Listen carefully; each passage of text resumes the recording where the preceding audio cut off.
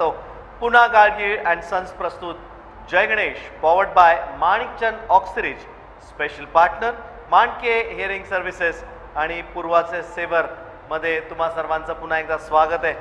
तुम्ही पाहताय पुण्याचा हा दैदिप्यमान सोहळा, बाप्पाला आपण इथे निरोप देतोय त्याचा हा सोहळा आता तुमच्या समोर आम्ही घेऊन आलोय. पुन्हा एकदा लक्ष्मी रोडवरनं लाईव्ह इथे आपण पाहतोय नवसाचा गणपती आपल्यासमोर दिसतोय, ज्याचं आगमन झालेलं आहे ते लक्ष्मी रोडवरती. पण ज्या सर्वांना जी सगळी लोक आतुरतेने वाट पाहत आहेत, त्या श्रीमंत भाऊसाहेब रंगारे गणपती मंडळाचं आगमन हे बेलबाग चौकात नुकतंच झालेलं आहे. बघूया, आपण जाऊयात सरळ सरळ बेलबाग चौकामध्ये आणि तिथे मूर्तीचं दर्शन घेता येतंय का पाहूया. कारण नगारखाना हा पुढपर्यंत आलेला आहे आणि आता दोन पथकं जी रथासमोर असणार आहेत ती श्रीराम आणि रमणबा यांचं वादन सुरू होणार आहे ते बेलबाग चौकामध्ये. श्री गणेश रत्न या रथामधून श्रींचा प्रवास घडणार आहे, तो विसर्जन मिरवणुकीसाठी. हाच तो रथ श्री गणेश रत्न या रथामधनं श्रींची मूर्ती नेली जाणार आहे. मूर्तीच्या उजव्या हाताला प्रतीक जावळे आणि डाव्या हाताला अमेय करमरकर ही जोडगोळी बसलेली आहे. एक महत्त्वाची गोष्ट असते या मूर्तीच्या बाबतीत, जो ही व्यक्ती वरती बसतो, रथावरती बसतो, मूर्तीला जे हात लावतात ते सोहळ्यात असतात. त्यांना सोहळं नेसल्याशिवाय वरती जाण्याची परमिशन नसते, परवानगी नसते. इथे काळजी घेतली जाते आणि त्या पद्धतीनेच ती अंमलात देखील आणली जाते. त्यामुळे प्रतीक जावळे यांचे वडील स्वतः अध्यक्ष आहेत. हे हिंदुस्थानातल्या पहिल्या सार्वजनिक गणपतीचे, त्यामुळे लहानपणापासून प्रतीककडे ही जबाबदारी आहे आणि अमेय करमरकर त्यांच्या बाजूला बसलेले आहेत. या दोघांनी ही दुरा अगदी चोख पार पाडलेली आहे आणि हे ते नयनरम्य देखावे ज्याच्यासाठी पूर्ण पुणे शहर आतुर असतं. आता हा गणपती पुण्यापर्यंत मर्यादित राहिलेला नाही आहे, पूर्ण भारतभर तर जगभर याचं नाव तेवढंच चांगलं झालेलं आहे, तेवढंच मोठं झालेलं आहे. नगारखान्याने सुरुवात होते या मिरवणुकीची. नगारखान्यामध्ये मिलिंद सातव स्वतः ट्रस्टी आहेत, अडकर सचिव आहेत, हे दोघंही बसलेले असतात आणि त्याच गणपतीसमोर प्रात्यक्षिक करून दाखवली जात आहेत.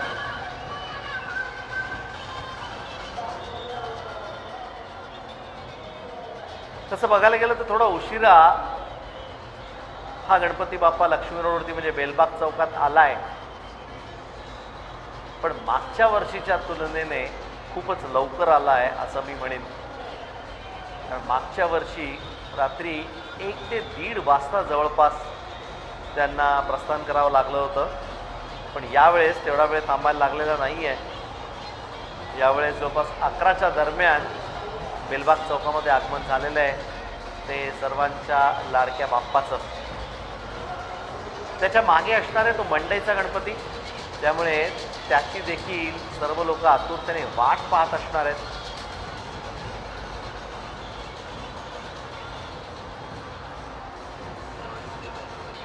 मोठे मोठे देखावे केले जातात आणि ते पाहण्यासाठी विशेष करून ही गर्दी होते.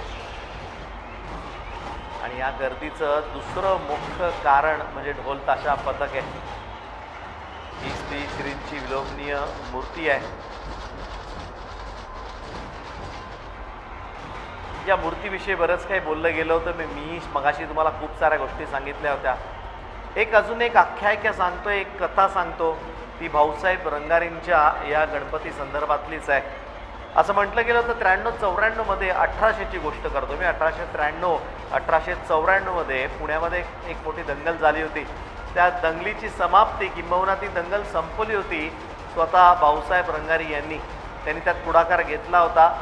ही दोन काही विशिष्ट जमातींमधली दंगल होती ती थांबवली गेली. भाऊसाहेबांनी प्रयत्न त्यासाठी केले होते, त्यांचा पुढाकार त्याच्यामध्ये होता. त्याच ब्रिटिशांच्या लक्षात आलं की ही व्यक्ती काहीतरी करून दाखवणारी आहे आणि तो काळ होता मोहरमचा. त्यावेळेसच ही छोटीशी दंगल झाली होती, त्यानंतरच लगेच खरं गणपती येणार होते. तर त्यावेळेस ब्रिटिशांनी अशी मनाई केली होती की गणेशोत्सव तुम्ही साजरा करू शकणार नाही, कारण ते कारणं शोधत होते.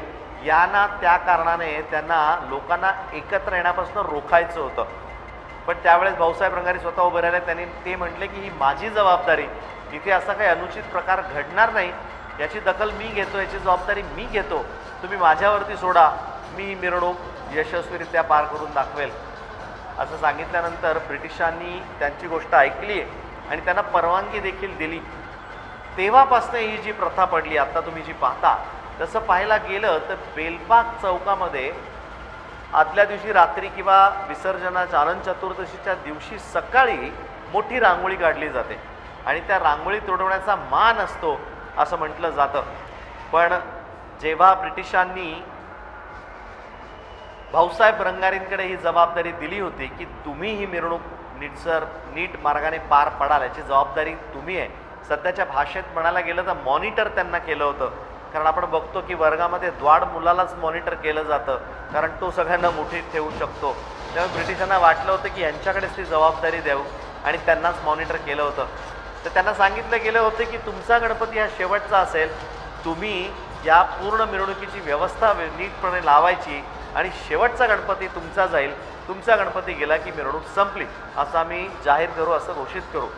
त्यामुळे आज देखील ही प्रथा आहे की सकाळी 7:30 7:15च्या वेळेस भाऊसाहेब रंगारेंचा रथ हा त्यांच्या जिथे गणपती बसतो तिथं निघतो, बाहेर येतो, शिवाजी रोडवरती येतो. शिवाजी रोडकडनं उलटा लक्ष्मी रोड क्रॉस करून मंडईकडे जातो.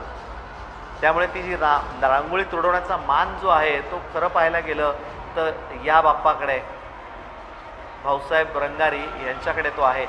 कारण गणपती उलटा जातो, उलटा गेल्यानंतर मंडईच्या तिथे लोकमान्य टिळकांचा पुतळा आहे, त्या पुतळ्याच्या बाजूला इथे गणपती उभा राहतो.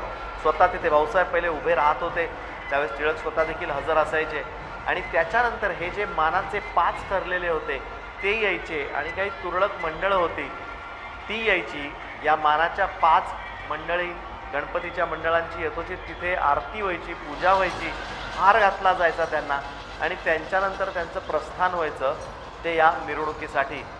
त्याच्यानंतर काही मंडळं असायची, फार कमी मंडळं होती त्यावेळेस, पण ती मंडळी गेल्यानंतर भाऊसाहेबांचा म्हणजेच हाच बाप्पा निघायचा आणि शेवटचा बाप्पा हा असायचा. त्यामुळे हा मान त्यांना मिळाला होता. मी जसं मगाशी म्हटलं मॉनिटर त्यांना ठरवलं गेलं होतं, त्याचप्रमाणे हा मान देखील त्यांचा होता की शेवटचा गणपती हा भाऊसाहेबांचा तिथे विसर्जन होईल. आणि तसंच अजूनही घडतं. साधारण 11 11:30 पर्यंतची वेळ असते ज्यावेळेस भाऊसाहेब रंगारी प्रस्थान करतात, कारण अनंत चतुर्दशीचा दिवस हा त्या दिवशी रात्री 12 वाजता संपतो असं म्हटलं जातं. त्यालाच अनुसरून 11 11:30 वाजता मिरवणूक सुरुवात होते, म्हणजे त्याच दिवशी तरी हल्ला आहे असं म्हटलं जातं. कालांतराने गणपतीची संख्या वाढली, मंडळं खूप जास्त झाली, त्यामुळे आता शेवटचं जाणं शक्य होत नाही. म्हणून त्या दिवशीचा शेवट म्हणून 11 11:30 वाजता हा गणपती लोकमान्य टिळकांच्या पुतळ्यापासून मंडईपासून हलवला जातो आणि पुढे येतो. आणि हीच ती विहंगम दृश्य आहेत. श्रीराम पथक वादन तिथे सादर करत आहे. त्याचबरोबर रमणबाग हे देखील एक मोठं पथक आहे, मोठं नाव आहे या पथकाचं, ते पण वादन सादर करणार आहे.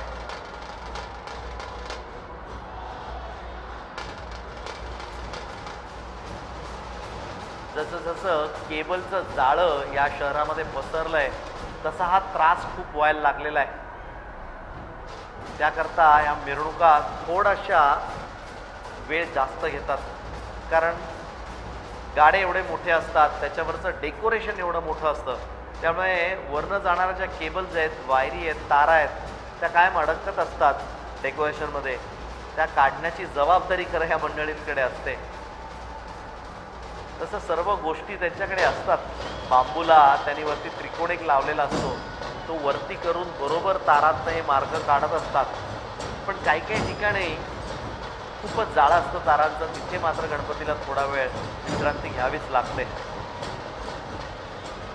तसंच काहीसं घडलं इथे असं वाटतंय.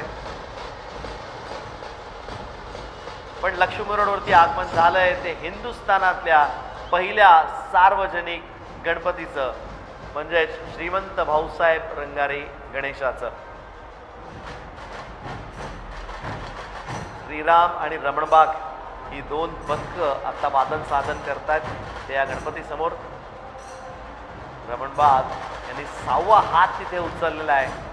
अगदी लयबद्ध आणि एकसारखा प्रत्येकाचा हात हा वरती जात असतो, मग तो थापीचा असो किंवा टिपराचा असो.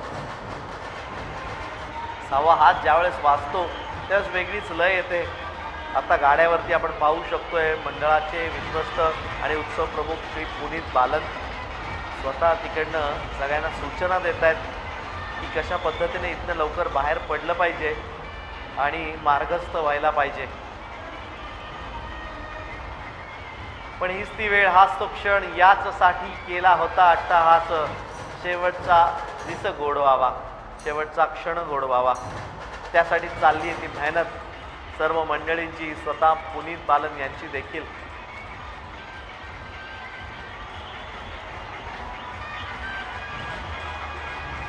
जसे बेलबाग चौकात येतील तशी तिथे श्रींची आरती देखील केली जाईल. ती कोणी करायची, कुठे करायची याच्यावरती थोडीशी चर्चा तिथे घडतीये. पण अतिशय विलोभनीय अशी मूर्ती आहे. त्या मूर्तीमध्ये थोडासा तिखटपणा पण आहे, पण जर तुम्ही जवळनं पाहाल, अगदी मन लावून पाहाल तर तेवढीच प्रेमळ देखील ही मूर्ती दिसते. कारण या मूर्तीचं इथे अकराळ विक्राळ स्वरूप आहे.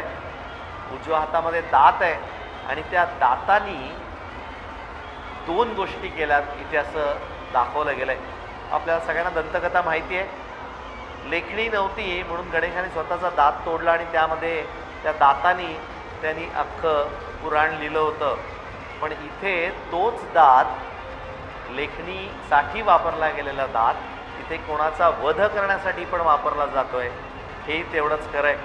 म्हटलं जात असत लेखणीत खूप ताकद आहे, त्याचंच द्योतक खरं इथे आपल्याला दिसतंय. उजव्या हातामध्ये दात आहे, त्याच्या पुढे जो लाल रंग लागलेला आहे तो त्या राक्षसाचा वध केल्यानंतर त्याचं रक्त थोडंसं त्या दाताला लागलेलं आहे. असंच काहीसं तिथे आपल्याला दिसतंय. आता इथे श्रींची आरती होईल. आरती झाल्यानंतर मग प्रस्थान होईल ते लक्ष्मी रोडला.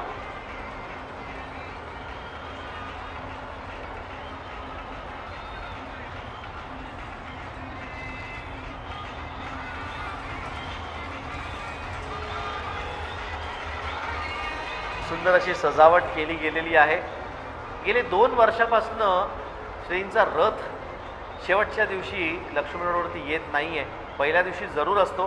त्यातनं श्रींची आगमन सोहळ्याची जी तयारी असते ती केली जाते. त्या रथामधनंच बाप्पा स्वतः येतात. वर्षोनवर्ष तो रथ तिथे आहे, तोही जोपासला गेलेला आहे. चांगल्या पद्धतीची देखभाल झालेली आहे. रखरखाव खूप छान आहे. तुम्ही जर भवनामध्ये गेलात तर तुम्ही तो भवनाच्या मागच्या बाजूला पाहू शकता, जिथे तो रथ ठेवलेला आहे. पण कालांतराने रथाला देखाव्याच्या मर्यादा आल्या, कारण आकार त्याचा एकच असल्या कारणाने विशेष काही त्याच्यामध्ये आपण डेकोरेशन म्हणा किंवा देखावा काही सादर करू शकत नव्हतो.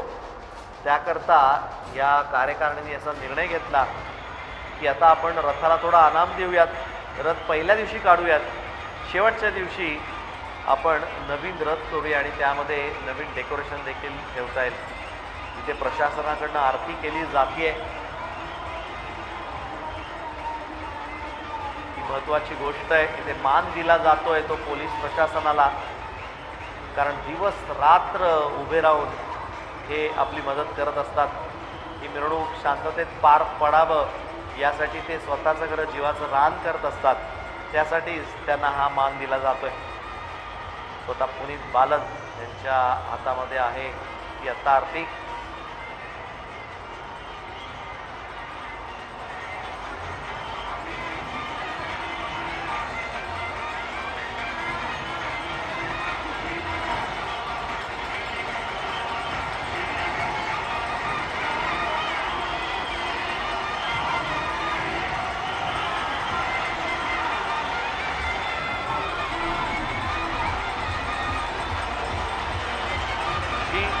गणेश रत्न रथामधनं श्रींचा हा सोहळा पार पडणार आहे. हा विसर्जन सोहळा तुम्ही लाईव्ह पाहताय आमच्या चॅनलच्या मार्फत. सकाळी 9:30 वाजल्यापासून आम्ही तुमच्या सेवेत आहोत, सोबत आहोत. तुम्हाला प्रत्येक गणपती लक्ष्मी रोडवरती जो येतोय तो आम्ही दाखवतोय आणि त्याचाच भाग म्हणून आता इथे हिंदुस्थानातील मानाचा सार्वजनिक पहिला गणपती श्रीमंत भाऊसाहेब रंगारी आणि हीच ती उधळण, हीच भंडाराची उधळण करण्याकरता प्रत्येक कार्यकर्ता आतुर असतो. तुमच्या कपड्याचा रंग कुठलाही असू दे, जर तुम्ही यात सापडलात तर तो पिवळा होणार, हे गृहीत आहे, हे विधिलिखित आहे. कारण भंडाराची उधळण एवढी मोठी केली जाते, एवढ्या प्रमाणात केली जाते की त्याला काही तोड नसते.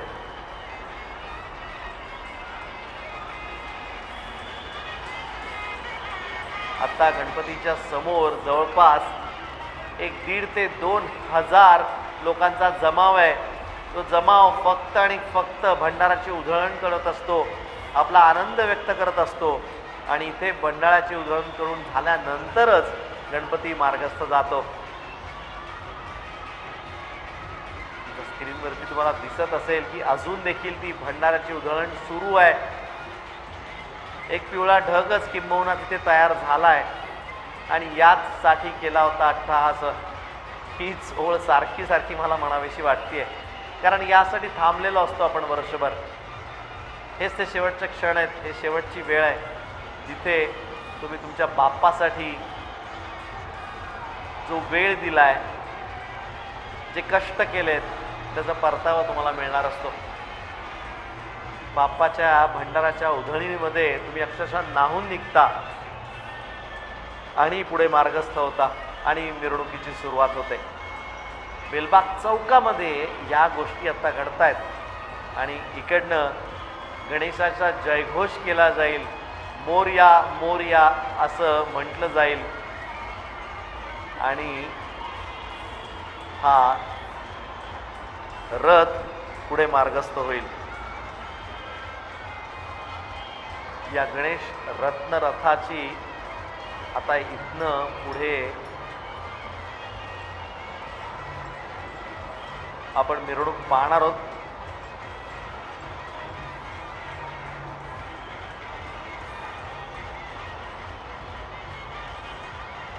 या गणपतीच्या मूर्तीबद्दल आपण खूप काही बोललो होतो.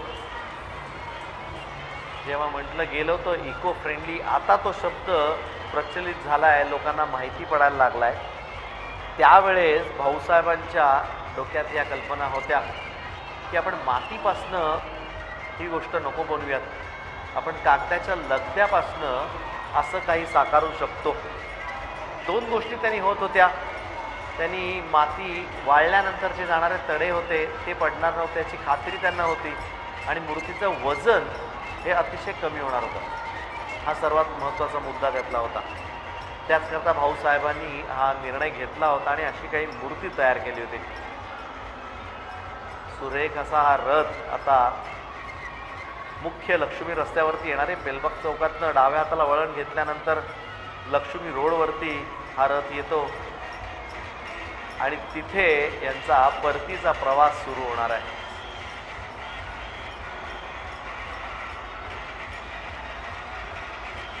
गणेशाच्या जयघोषामध्ये हा चौक पार केला जातो.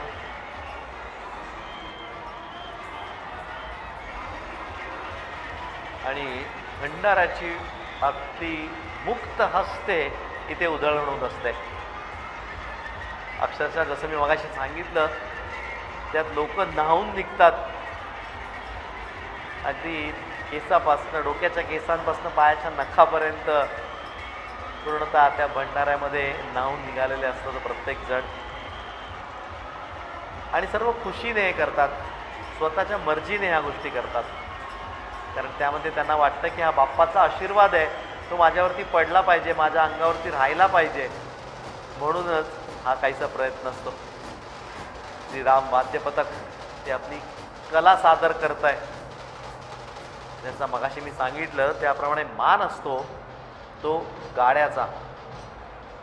गाड्याच्या पुढे पथक असतं, त्याची जबाबदारी पण तेवढीच वेगळी असते.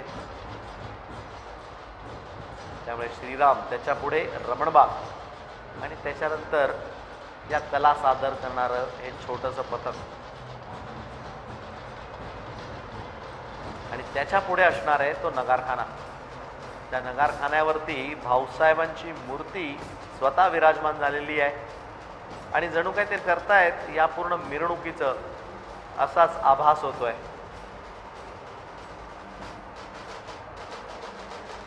आता इथनं सुरू होणार आहे तो परतीचा प्रवास. या जेवढ्या मूर्त्या आहेत त्या ज्यांना माहिती नाही त्यांच्याकरता सांगतो. जी मंडळी 10, 10:30, 11 नंतर या लक्ष्मी रस्त्यावरती जातात त्यांची उत्तर पूजा ही सकाळीच झालेली असते. छोटी मूर्ती असते, ती विसर्जन करायची असते, कारण 10 दिवसासाठी उत्सव मूर्ती वेगळी पूजली जाते, वेगळी बसवली जाते, त्याचा यथोचित प्राणप्रतिष्ठापना होते आणि शेवटच्या दिवशीच म्हणजे अनंत चतुर्दशीला त्याचं पाण्यामध्ये विसर्जन देखील होतं. तर त्याकरताच सकाळी ज्यावेळेस मांडवातनं गणपती हलतो, जसं सांगितलं 7, 7:30ला गणपती तिथनं हलतो, त्यावेळेसच उत्तरपूजा केली जाते आणि जी उत्सव मूर्ती जी आहे त्याला तिथे पाण्यामध्ये विसर्जित देखील केलं जातं. त्यानंतरच ही कायमस्वरूपी असलेली मूर्ती या गाड्यामध्ये बसवून मग टिळक रोडच्या मार्गी मंडईपर्यंत येते. पण हा सोहळा डोळ्यात जमवण्यासाठी इथे गर्दी अजून तेवढीच आहे, बिलकुल कमी झालेली नाही आहे. प्रत्येकाला आस आहे ती या बाप्पाचं एकदा दर्शन घ्यायची.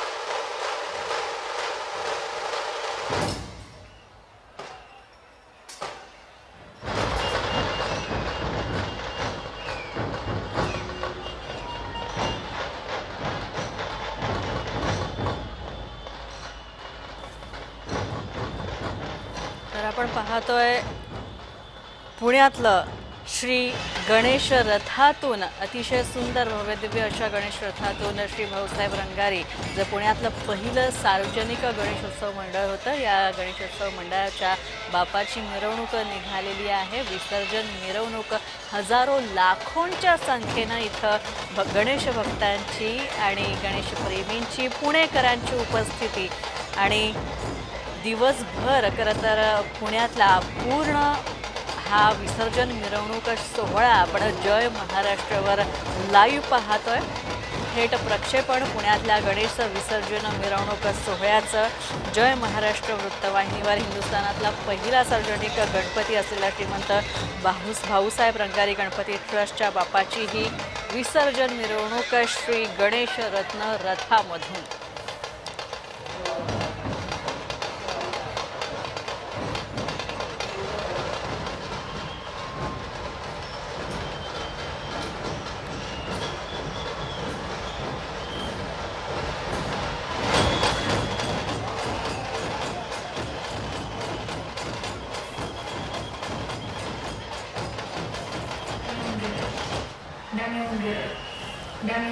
आपण पाहतोय असाच आणखी एक सुंदर रथ, सुंदर अतिशय रंगीबिरंगी आणि आकर्षक प्रकाश योजना, रंगसंगती ही दिव्यांची, विजेच्या दिव्यांची आणि सुंदर असा रथ आणि या रथात विराजमान तितकेच सुंदर गणपती बाप्पा. आता या गणपती बाप्पांना निरोप देणार आहोत थोड्याच वेळामध्ये.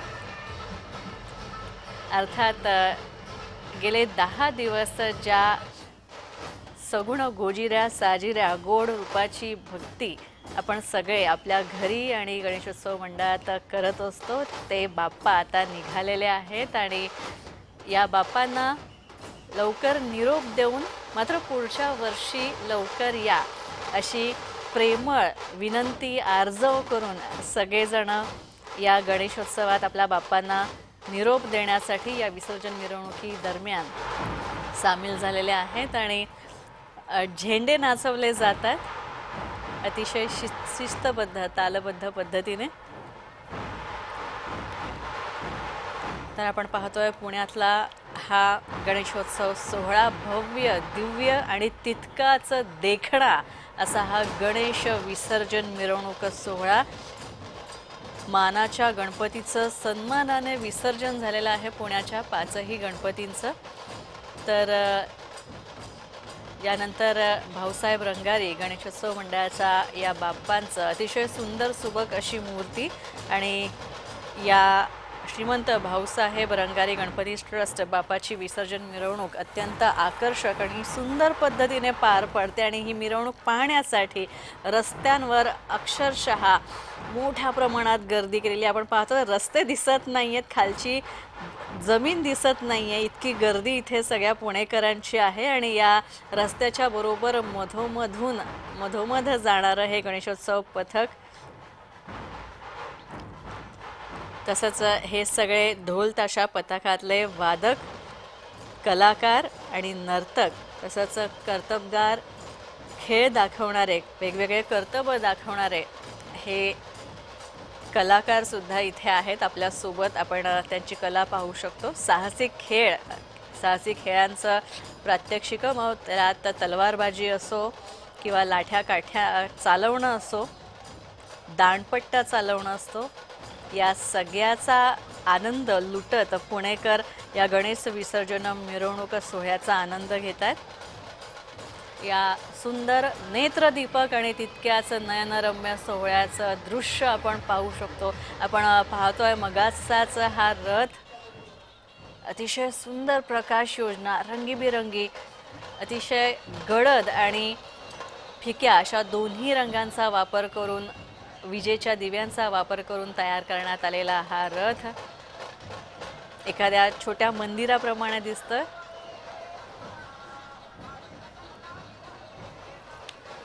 तर पुण्याच्या पहिलं सार्वजनिक गणेशोत्सव मंडळ असलेल्या भाऊसाहेब रंगारी गणेशोत्सव मंडळाच्या हा विसर्जन मिरवणूक सोहळा, या सोहळ्याचे उत्सव प्रमुख पुनीत बालन यांनी जातीनं लक्ष घालत या सगळ्या विसर्जन मिरवणूक सोहळ्याचं समायोजन केलेलं आहे, व्यवस्थापन केलेलं आहे।